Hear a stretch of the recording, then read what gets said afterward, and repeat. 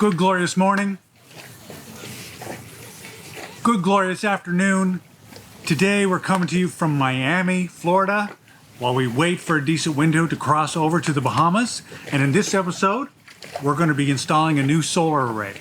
I've got three 200-watt BougeRV ultra thin CIGS solar panel.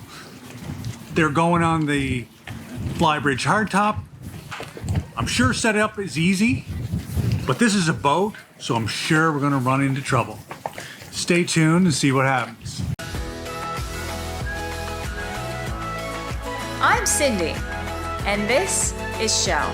We sold everything and set off on an adventure, living and cruising on a boat named C-Shel. Click subscribe and sit back as we show you that it's possible for all of us to live an extraordinary life.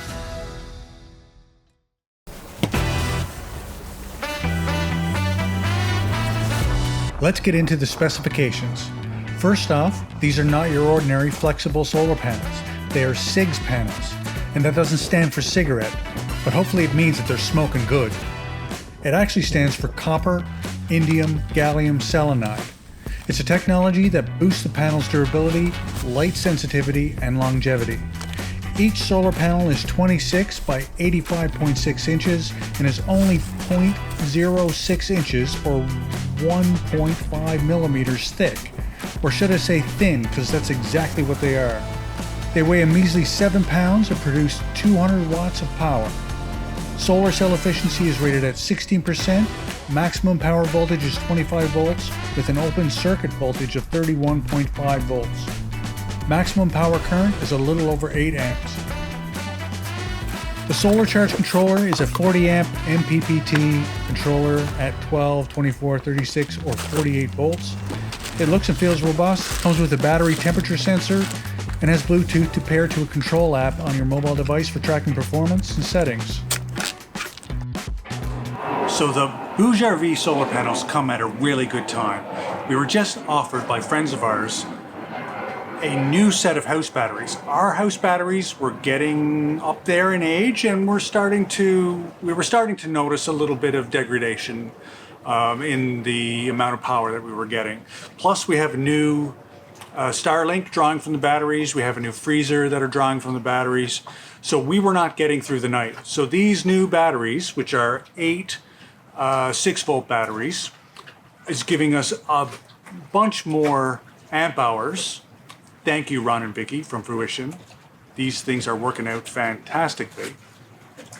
So with that added bank of batteries, in the daytime when this 600 watts of solar here is working, it's not, we're not quite gaining in amperage. We're actually depleting the batteries. So sometimes it'll keep up, those solar panels will keep up, sometimes it won't. So my hope is that with we got 3 200 watts, so we got another 600 watt to go on that hardtop above the flybridge, that we are now going to be, in the middle of the day, we're going to be adding to the battery bank rather than depleting it. And I believe that'll definitely be the case. So there are 2 things that's going to make this job difficult. One of them is actually running the wires for the extra solar down to the boat to the engine room. The drop that I have that goes to the engine room is stacked with wire.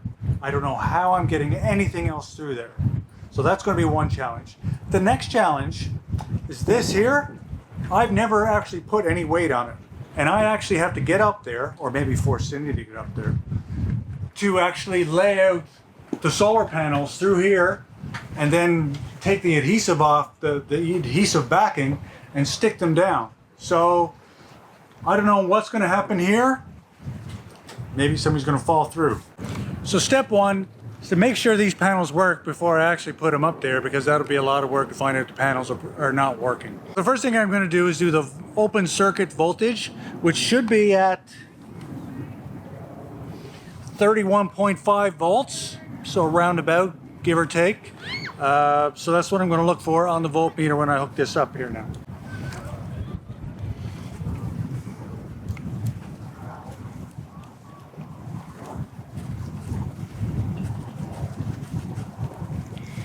28.7, I think that's pretty good when it maxes out at 31.5. Let's check the other panel. 29.6, it's pretty good. I'll test the other one now, the last one.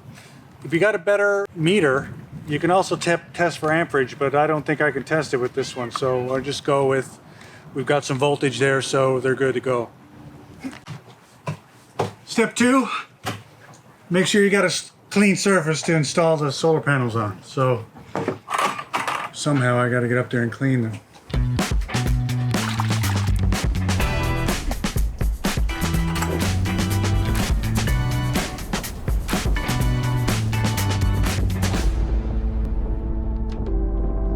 Let's talk about some of the notable features of these panels. They are 360-degree flexible, meaning they can fit any surface profile. Maybe your boat is all swoopy with curves all over the place without a flat surface in sight. Well, these panels will be perfect for you.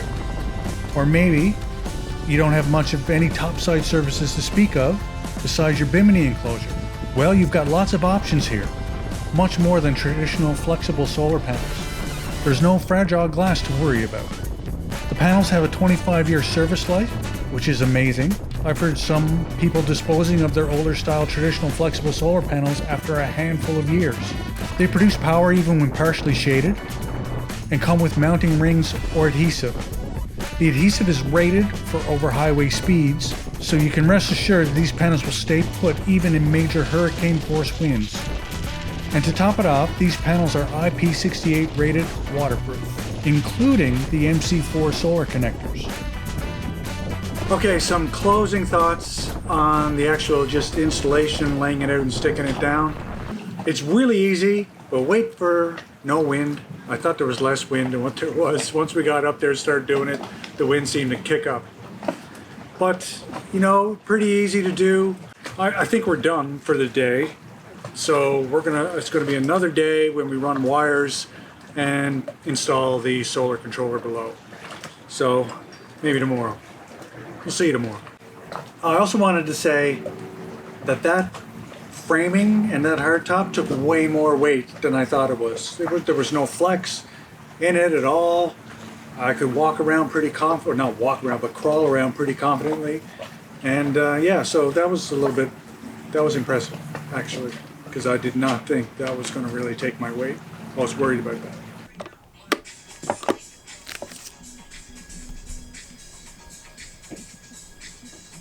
Time to mount the solar controller. Space to mount things in the engine room in convenient locations is getting really scarce, so I have to move some wiring and the existing solar controller to make room for the new controller.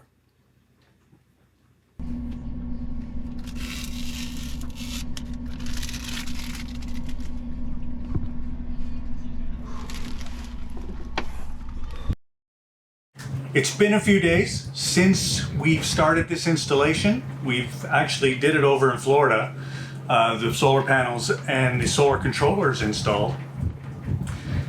And then we cruised to the Bahamas. So we're in the Bahamas right now. And now we're going to continue. We're going to install the wiring from the panels to the solar controller. So I'll show you the wire. The solar wire is a 10 gauge tin copper wire at 50 feet. Now I'm slightly worried 50 feet is not going to do it. I should have asked for 75 feet just to make sure I had enough, but we're going to run, at least for the negative side, we're going to run, the panels are in series, so both ends of the positive and the negative are on either side of the radar arch. So the longest one is going to be a run from the negative down across the back of the fly bridge and then enter into here, down and up in front where there's a hole that drops down through the salon, down through the engine room. That hole is jammed full of stuff. I ran the wiring for Starlink through there and I didn't think I was going to get through. So now I got 2 of these to run down there. If this isn't long enough, I'll just have to put a little wiring harness or bus in the engine room because I do have more cable from my previous solar panels that I could, you know, connect and run to the solar controller. Or I can move the solar controller over to where this drops in, so we'll see. So anyway, I'm gonna get to it, start running this wire.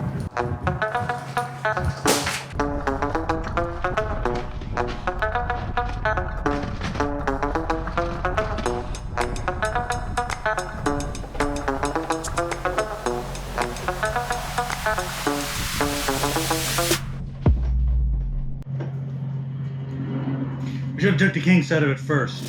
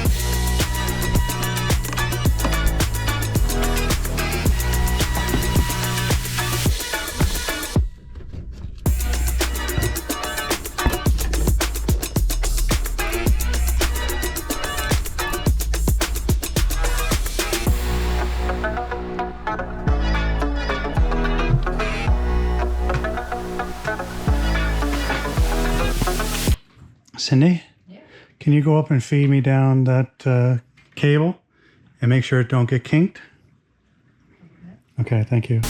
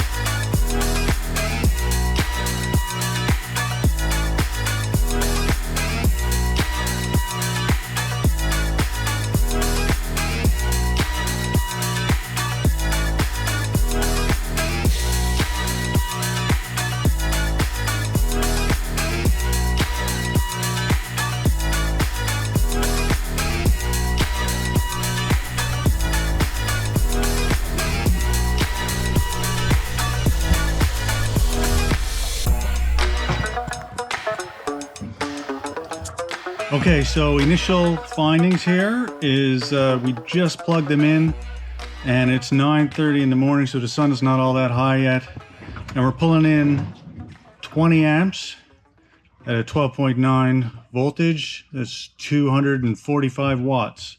So we'll leave this going for a while and maybe probably a few days just to get a feel for it and get some averages here and see what happens in the height of the day and see if we keep ahead of our power consumption. Job well done. Let's close off this video with our thoughts on the performance of these new panels. Sheldon, take it away. So first off, I was right. On a sunny day with the added 600 watts of solar, by mid-afternoon, our battery's at 100%. That means now we don't have to run the Jenny and the charger at all on nice days. Yay! So, yeah, this was previously not the case, so we would have to run the generator, you know, 2 to 3 hours a day in the morning or in the evening. So I'm really impressed with the new CIGS panels. They're actually outperforming the old in their current state. They're not only outperforming my 7-year-old 660 watt rigid panels, but I don't think I've ever seen the numbers from my old panels when they were new. So I have no historical data for my old panels. It doesn't, there's no app that tracks historical data, and the controller thing doesn't keep a record of all of that. But I mean, the BougeRV app is awesome. It, you know, charts and stuff for all the historical data. I love that. But I have kept my eyes on the display of the old panels over the years, of course, and I don't think I've ever seen 36 amps coming in. Right. I realize that that's, you know, variable depending on the voltage of the batteries at the time, but, you know, I've seen over 40 amps coming in already on the around same time frames on the new CIGS panels. So, I mean, for example, we're anchored here in the pipes, and the current location keeps the boat perpendicular to the sun, so it, you know, when the sun rises in the east and sets in the west, we're side on to it. So the rear panels and those panels should be getting relatively the same amount of sun the whole day. And the BougeRV panels are consistently getting 15 to 20% more power for the day. For example, the rigid panels provided 2310 the other day, watt hours for the whole day, and the new panels provided 2774 for the whole day. Now, the old panels are connected differently. They're in parallel because, you know, one could be shaded at one time and the other one I still want to be working and providing power because the radar is right there. The new ones are in series because they're never going to be shaded. Now, if you know that could contribute to the power difference I'm getting on the new CIGS, then comment below and let me know because I don't really know much about this stuff. But I do know the highest output that I've got from the new solar array, the new CIGS BougeRV panels, was the last couple days. It's been beautiful. Was 3650 watt hours for the full day. I don't think I've ever seen the old panels break 3000 watt hours for the whole day. The other thing is that the BougeRV panels perform way better in low light. I've compared both arrays at the exact same time when the sun is low, like 9:30 in the morning, and I might be getting 2 to 5 amps from the old panels at the same time, and I'm getting 15 to 20 amps on the CIGS panels. So that may explain the power difference, because if I'm getting more low light power, either cloud or when the sun is low in the evening and in the morning, then that might add up to the 15 to 20% more I'm getting on the CIGS panels. But they're way better in low light. It's going to be interesting to track the performance of these over the years to see, you know, how much do they lose in terms of power output that they're doing.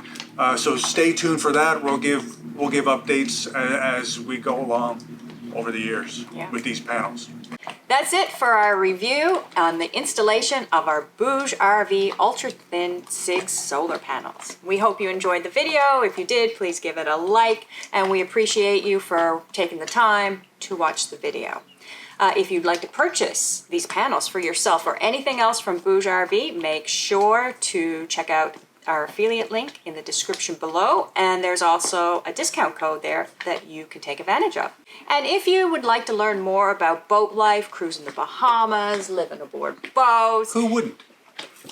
Exactly. Make sure to click the subscribe button, hit the bell so that you're notified when we release another video. And the next video is gonna be...